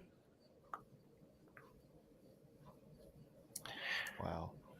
I mean, they just flat out pummeled it, and that's just one distribution center. They were strategic. They went after every port and every ship that was anywhere near Odessa, and they destroyed them all.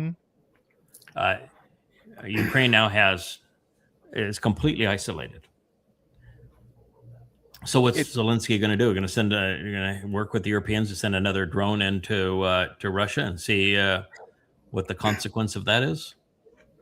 No, they're going to land them in Leipzig and hope that the Germans get on board with it and blame the Russians for it.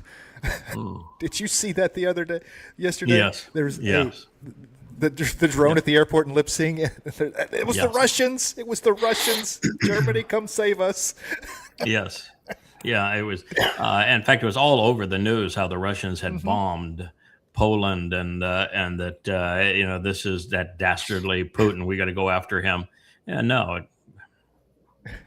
there is nobody in social media that can tell the truth. It is it's a real quagmire, and you still see hundreds and hundreds of posters in social media bragging that Putin has lost, that there's no progress in protecting the Russian ethnic positions in eastern Ukraine, and that line just continues to move west, and there is no stopping it. And they've got Ukraine in a stranglehold.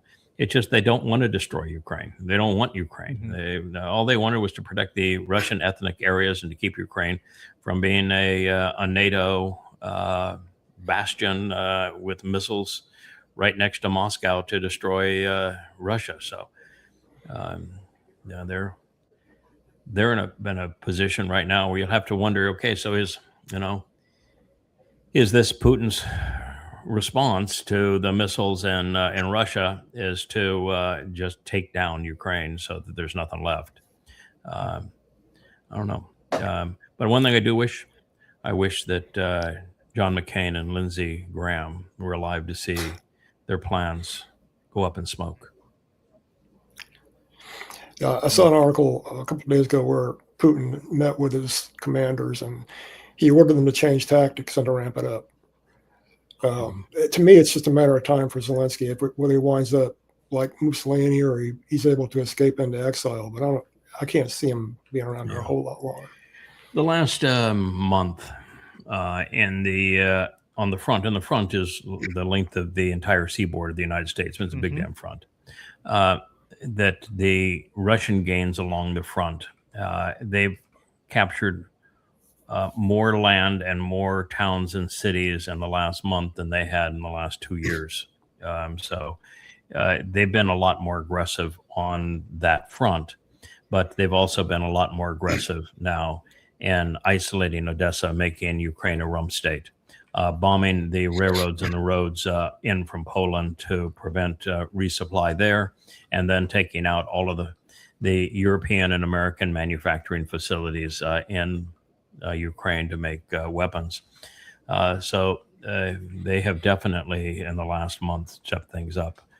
They've got another month and a half of fighting left, and they'll be in the winter when nobody moves. But that since Ukraine no longer has any aerial defenses, they can keep Ukraine pretty well pinned down now with just. In fact, the advantage is that previously they were able to use their hypersonic drones and their high-tech drones to defeat America's Patriot missile systems, because Patriot missile systems can't have no effectiveness on hypersonic drones or even the maneuverable drones that the Russians were using. But those drones are and missiles are expensive. But now that they're completely out of Patriot missiles and aerial defenses, Russia can now use inexpensive drones and just beat the living shit out of Ukraine. So they're now completely vulnerable. That's basically what happened to the Arab fiefdoms too. They don't have any defenses anymore. There was a clip later that you have on here that it was pop, and it looked like it was bombs dropped from a B-52. There were that many of them happening that quick. That it's not. Yeah. It's drones that are hitting like that, and it was like, wow. Yeah, the Ukrainians are blaming the Russians of using cluster bombs, and by the way, it could well be. I'm not going to say. I mean, the Iranians do, and they use cluster bombs because it's the best way to defeat the interceptors. It's the cheapest way to defeat the interceptors is with the cluster bombs. And so Russia could well be doing that. It would give them more bang for the buck. I mean, the idea of committing a war crime now is just so absurd. The UN has no credibility of anything. So you're not going to prosecute a head of state for a war crime. In fact, even this idea that Putin is a criminal because of the orphans, all trumped up in a lie. It's the whole thing is just in the UN is a waste of breath. Anyway, yeah, it's a bad situation for Ukraine, but I've been consistent in saying that this is what's going to happen. My only issue was that the EU was advancing its rhetoric about going to war with Russia, which they have no capability of doing. They don't have an army. They don't have a military manufacturing base. They don't have viable economies. And they don't have the support of their countries to go do that sort of thing. And they'd be destroyed by Russia if they chose to do it. And so they were sending all manner of drones into Russia and damaging refineries and oil depots and other kinds of things, hurting their own economy. And I said, you're going to have to do something because you can't let them continue to do this. And so rather than attack Russia, Europe, I guess his response is that he's going to see if he can get Europe to back down by making the situation in Ukraine look hopeless. We're having, as you know, video issues now. All right, let's see what we got next. All right, this is an interesting report. You actually have to expand it. You can listen to Putin talk, but I don't know if there's anything else there. But there is. This is a very interesting analysis, and it's one of about 5 or 6 posts that I saw today regarding this, where Putin has made the announcement that BRICS has completed and is now using an international trade mechanism, that they did not create this because they wanted to replace the dollar. They did not create this because they wanted to do harm to the United States. They created it because the United States weaponized the dollar, and the United States wanted to do harm to Russia, Brazil, and Iran, and to India, and to China. And so these countries were put in a position where they had no choice. They had to defend their viability, their way of life, their people's right to exist under a situation where the United States was the hegemon of world trade with the dollar and had weaponized the dollar such that you couldn't survive if you didn't come up with an alternative. So they did.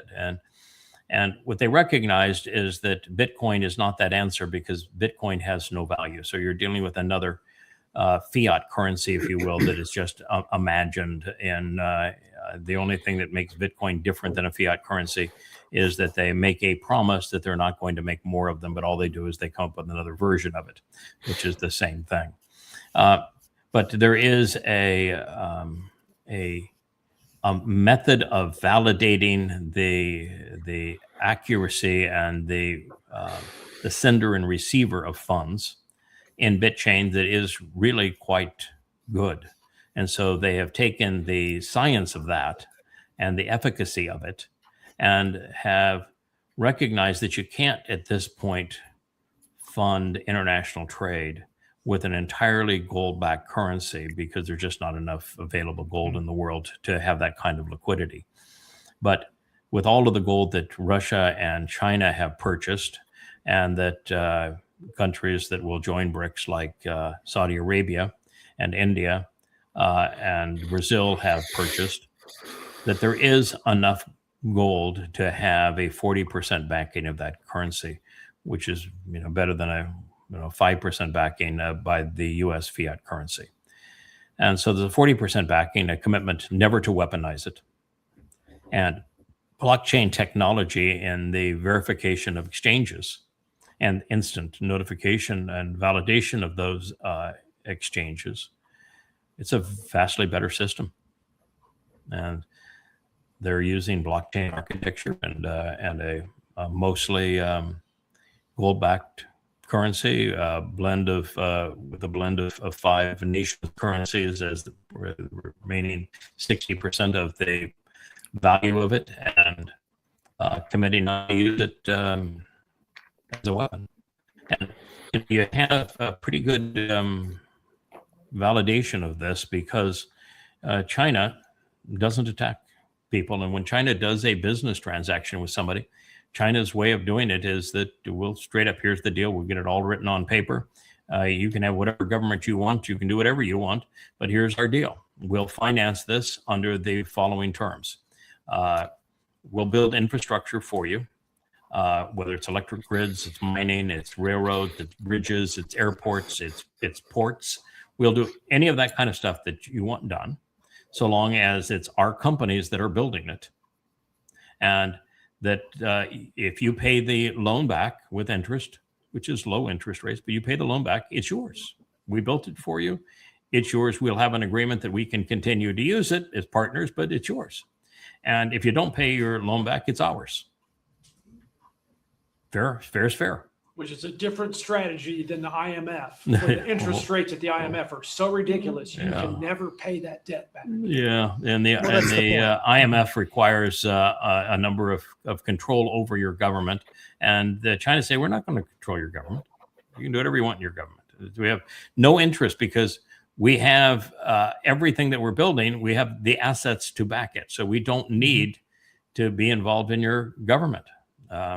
We do need enough stability that you don't go off and kill our workers. That's why Trump was bragging the other day about how Exxon and Mobil were kicked out of Venezuela, and now that Venezuela is the 51st state, they're back and they're making money. And no, they're not. They are not engaged in Venezuela. You can't go and work in Venezuela and not get killed. So no, the whole thing is just a pile of lies. But it's very different in how the United States works. And what happens, like, in the United States, somebody decides, we're going to come up with a different currency for exchange, like Muammar Gaddafi, and he gets killed. The Nigerians say, we're going to come up with a different way to fund our oil sales, and America starts bombing them. Iran says, we want to have some of the proceeds of the oil that's extracted for our land benefit our people, and Jimmy Carter replaces the Shah with the Ayatollah. This is what we do. Russians and the Chinese don't play that way. Now, the Soviet Union, when you had Marxists running the country, they did. But today's Russia and China don't play that way. It's going to be very appealing to people to get out of under the yoke of the United States.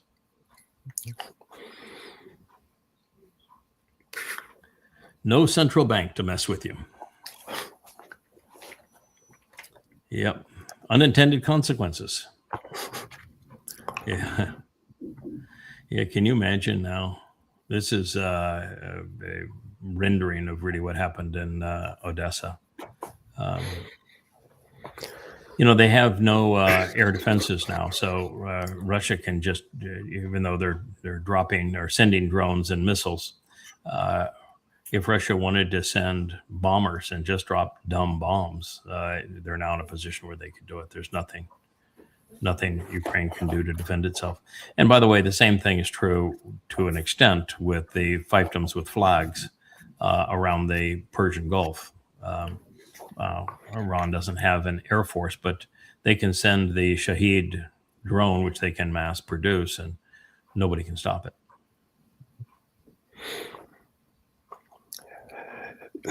Technology wars is changing fast. And I saw where Russia's also blockaded the Black Sea, so nothing commerce-wise can go or come from Ukraine now through the Black Sea. Yeah, the only thing that had given Ukraine hope, beside boatloads of money from the West and weapons from the West, was Starlink. It's Starlink that the Ukrainians use to target Russians and to man the battlefields. And so when Elon Musk cries and says, this war has to end and what a tragedy and what a mistake, bullshit. He's up to his eyeballs in it. It's Starlink that is enabling the Ukrainians to kill Russians on the front line. So, no, he's a full combatant. How much do you get paid to provide military satellite information? He is paid billions and billions and billions of dollars by the Department of Defense and by the U.S. government. He was talking the other day about trying to salvage what is a sinking ship now, and SpaceX. It should never have gone public because there's nothing that can ever make a profit in SpaceX. There's no place to go, nothing. I mean, there's no hope for SpaceX. And he's got no hope now in Tesla. Tesla is a brick. So to solve that problem, he was talking about the possibility of merging both companies. It's going to merge an anchor with a rock. Now I'm going to merge an anchor. Yeah, I'm going to merge an anchor with a rock and send it to Mars. He's also got to worry about SpaceLink a little now. It seems like there's some rumors coming out that Russia's making their own Starlink to compete. They are. Oh no, they not only rumor, they have one, and so does China. Oh yeah, Russia and China has one. Amazon would have had one had they not blown up their launch pad. The whole purpose of that test was to begin because they've already made the satellites. They were going to distribute satellite after satellite. The satellites have been made. They were designed to go up in direct competition with Starlink, and they blew up their launch pad. But that's not the problem. The space program in China is way in advance of space program in the United States, and Russia's is still very, very adept. But Russia and China have both come up with their own versions of Starlink. And by the way, we use Starlink. You see me going fuzzy here in the video, and we get cut out. Starlink is not a very good product. No, we are literally, I disconnected the entire network. We are straight into Starlink and still having issues. And still, with a little bit that we need to send upstream to do this live stream, Starlink can't handle it. And so we had a whole series of meetings this morning to try to figure out what is the option. We need 3 Starlink accounts. We live on an island, so on an island, fiber is not typically an option. And so Starlink is a solution. It's just not a good solution. Better than pigeons. Yeah. So this is really a sober assessment of what's going on here. You can open this up, but this is this woman who is a Ukrainian, and she is not so much the picture as what she wrote. I thought that was it. There we go. So she is saying that it was Zelensky who urged Trump to start a war with Iran. Now Iran has no air defense. Ukraine has no air defense missiles. Zelensky was a minuscule part of that. The only reason he wanted it was one voice of go was that Iran and Russia were trading partners, and he has the hate for Russia. So, but was he a significant influence in that? No, I think that Trump was on his own on that. But nevertheless, it is true that Ukraine has no air defense missiles, and when they requested more of them, the United States says can't give you anymore. And so they're done. And they're really genuinely done. And it was Zelensky who started striking commercial vessels, ports, oil refineries, and marketplaces in Russia. And unintended consequences, pal. They've got more weapons than you do. And so the Russians have now destroyed Ukrainians' warehouses and blocked grain and fuel exports and imports. Fuel now in Ukraine is $12 a gallon. Sometimes you got to be careful what you ask for. And so she's going down through this list, after Ukraine strikes jeans warehouses in Russia. In one night, Ukraine lost 25 billion. That's a big assessment there. I think it's closer to 5 billion in one night. But she's saying 25 billion in a year, but that's probably realistic. And who's going to give Ukraine money now? Your European grandma? No, Ukrainian phone scammers have already stole it from her. So, she's just going down the list. This is why most Ukrainians want Zelensky dead. The European proxy here is no longer working. They want him dead. They don't want him out of power. I think the tap is drying up. They're tired of sending stuff over there now. They see the writing on the wall too. Yeah, there's nothing left, and to go and strike Russia did not turn out well. To expand the war into Iran did not turn out well. And in the battle of the interceptor and the missile, there's been this guy that has said this now for 5 years. The missile always wins, even when the interceptor hits its target. And now with maneuvering missiles and with hypersonic missiles, the interceptor is about 4% effective. And by using interceptors against cluster munitions and maneuvering missiles and swarms of drones and hypersonic missiles, you have to use 2, 3, 4, 5 per missile, and the cost of the interceptor is 10 to 100 times more than the cost of the missile or the drone. And so you lose even if you hit it. And then you've got the issue that you can make drones and missiles readily and quickly. And interceptors are an exceedingly difficult manufacturing event, so that you can't make them quickly. That's why the Department of Defense says, we can't continue this war with Iran because we're out of interceptors, and we're out of strategic guided missiles and that sort of thing. That's a lie. That's a lie. We're going to find all those treasonous liars and we're going to put them in prison. That's a lie. Yeah, we are. Mm-hmm. Yeah, he had a shouting match with Hegseth 2 days before. Said, "Why did this sneak up on you? Why didn't you tell me in advance that this was the deal?" And then the following day has a tweet that says that it's all a lie, and we're going to find those leakers and we're going to throw them in jail.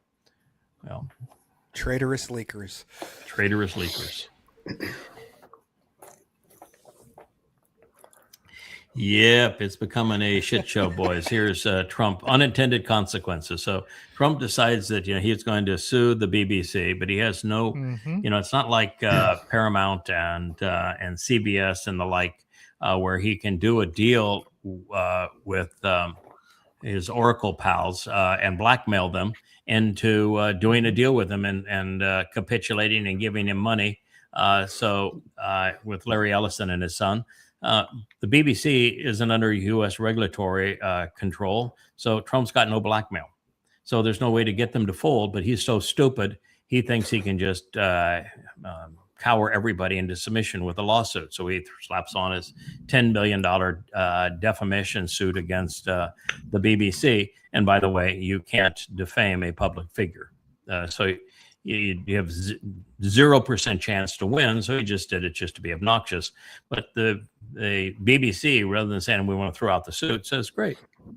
So you claim that we did $10 billion worth of damage to you. Prove it. We, therefore, have access to all of your financial documents. Disclose them all.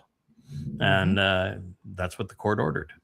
And so Trump's saying, but if I disclose those, I'm going to go to jail.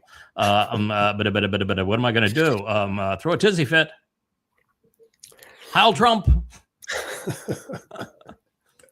Heil Trump. Seems to me the last place he wants to be is in a British judicial system right now. Yeah, this is a DM worth reading. Nice job, Dr. Malouf, by the DM. It's Dr. Malouf.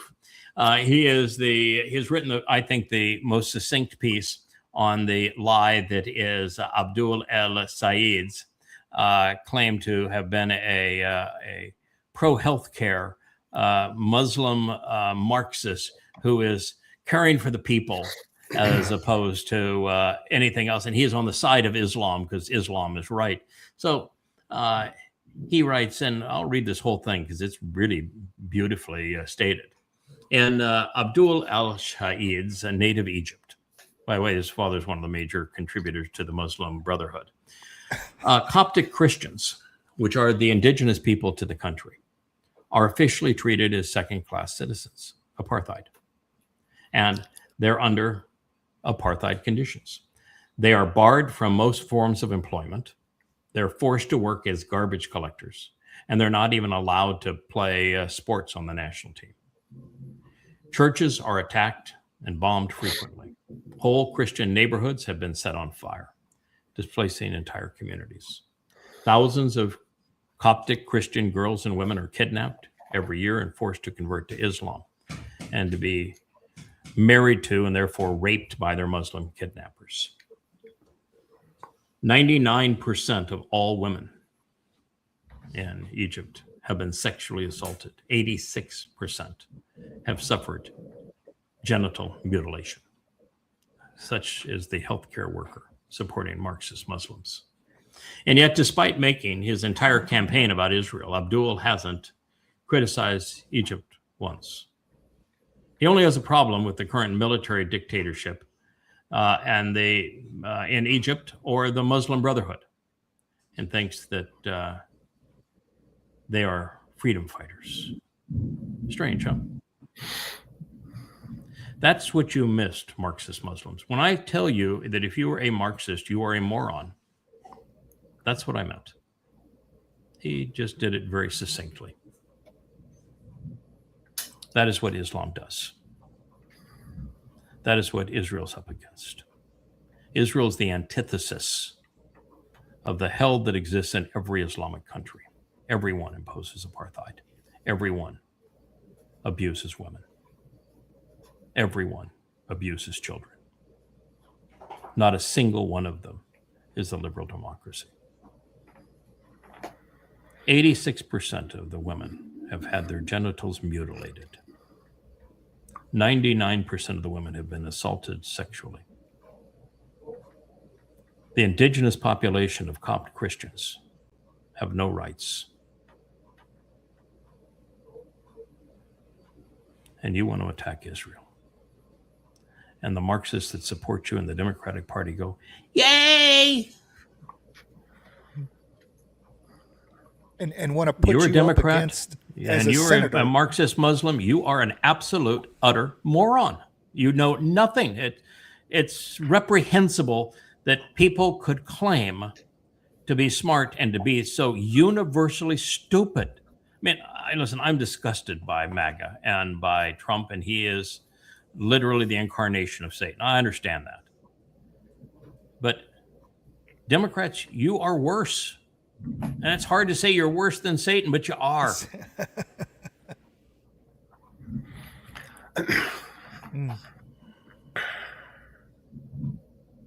Well, politicians play on the ignorant.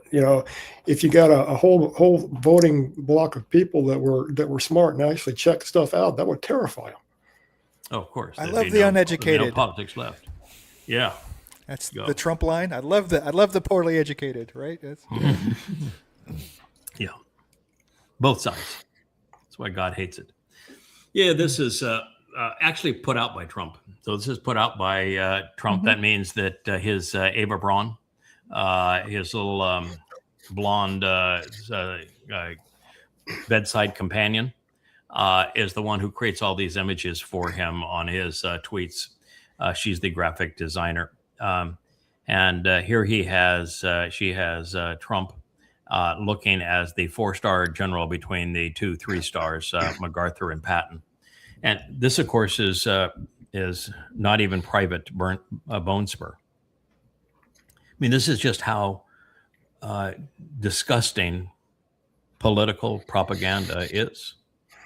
Of a man that had 6 deferments for Vietnam for imaginary bone spurs, and have him presented as a 4-star general in uniform with the battle ribbons, and having 10 times the battle ribbons that MacArthur or Patton have, with Patton as a 2-star in that picture, and MacArthur as a 3-star, and he's the 4-star.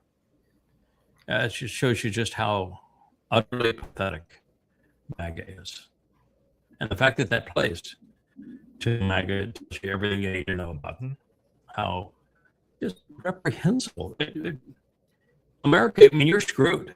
You got 40% that are MAGA morons and 40% that are Marxist morons. You've got nothing. I mean, it's 20% in between is nothing. Boy, we're really losing our stream again. So we'll do one more and we'll call it a day. Let's just leave on this one, you know.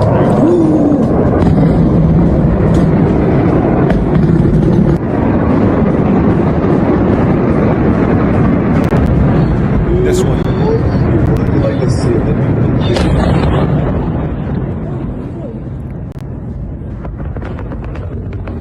You know, it looks like they're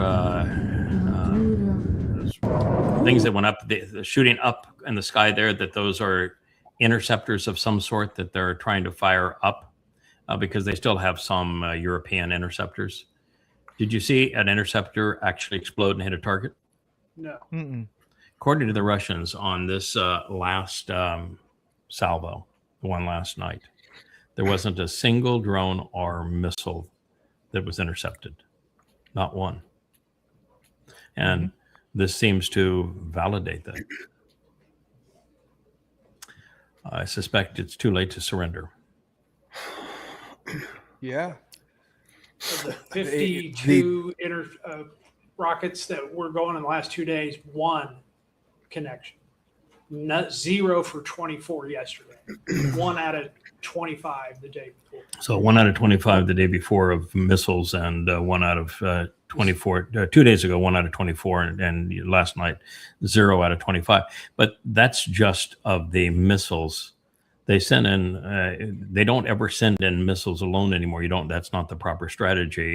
You send in flocks of drones, because the drones overwhelm the systems. So the drones now do as much damage as the missiles do. So would have, with those 50 missiles, there would have been 500 drones. Yeah, no, there's no surrender. There was never any surrender possible. Putin has gone on record as said the goal is the denazification of Ukraine.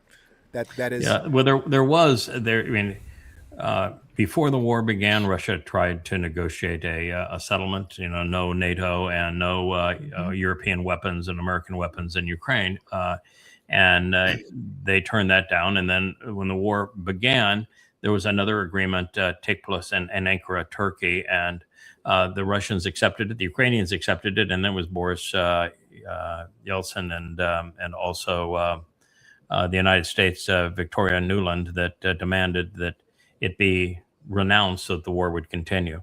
And that would have given Ukraine almost all of its original territory. And now there's no basis for a negotiation. Nobody trusts Trump, so he can't intervene. In this, no one trusts any European head of state. No one trusts the non-elected government of Ukraine. So who are you going to negotiate with? There really is no means to negotiate now, and surrender would have to be unconditional. But who would even surrender to you? Mm-hmm. Zelensky is no longer an elected leader of that country, and the majority of Ukrainians want him dead. So, anyway, Roger, thank you. Tough news, man. The world is falling apart, but we correctly assessed that we were entering the time of troubles that it began now 2.5 months ago. It's going to progressively get worse, and it's really gotten bad for Israel. And Israel hasn't even seen a fraction of what's going to occur over these next 7 years. It's going to be devastating for the vast majority of people, and completely devastating for everyone who's religious, political, anti-Semitic, conspiratorial, patriotic. You're done. You've got 7 more years to drool and vomit, and then it's all over for you. God has reached his limit, and he's going to impose the plan that he has in place, and you're going to watch and listen to what happens when Satan is in control of the most powerful nation on earth, and Donald Trump, and it's going to be devastating. So we can do the vlog. We can warn you about it. We can tell you where to go for answers, yadayah.com. I hope you read. And if you don't read, the books will talk to you. So there you go. So thank you, Roger. Thank you for your continued contribution to the family page of the Yahowah blog. And when are we going to get the family page up on the site so that it's direct link from the header? I have to talk to Joe. I'm not the guy for that. Every time I go into the feeds page, there is more and more pages being built. So, when Joe's happy with it, then we'll get something. So it's Also, when you're talking, the blog page can be fed from X, where we're keeping X current. We're not keeping Facebook current for 2 reasons. One is Facebook has become really impossible to deal with now. You can violate a Facebook rule by responding to a lie that they send to you in the feed. When you say what you just sent me in this feed is untrue, they will violate you for pointing out that the lie they sent you is untrue. So it's just dysfunctional, and they won't allow us to take things that we posted there and put them on our site without some executive sign off. So they're just not worth it. But originally he had X in that feed too. So we just need to go back to using X. X is worthless in terms of communication because the people that you sign up to hear from and follow, you never hear from. Grok decides what you're going to see, not what you've chosen to see. And Grok's an idiot. And then your posts are not distributed to those who've chosen to follow you, but based upon what Grok thinks. And if you're anti-Musk and anti-Trump and anti-religion and anti-conspiracy and an antagonist towards anti-Semitism, you got no place on X. And so no one's going to see what you've posted, and you're not going to see what you want to see. So it's worthless, but they'll leave you alone if you're just going to use the X channel for nothing but what we're using it for here, which is to create a vlog on a blog. So thank you, gentlemen. We'll be back with another episode. We may be able to finish the Ruth story. And I think we'll end up going to volume 4 of Coming Home, which is what I thought I had finished and edited and superscripted, and well, now I have a whole new chapter that I'm in the midst of adding, and we'll see how that goes over the next few days. But we may end up switching the basics program to Bashar Herald by Friday. So we'll see how it plays out. Thank you, gentlemen.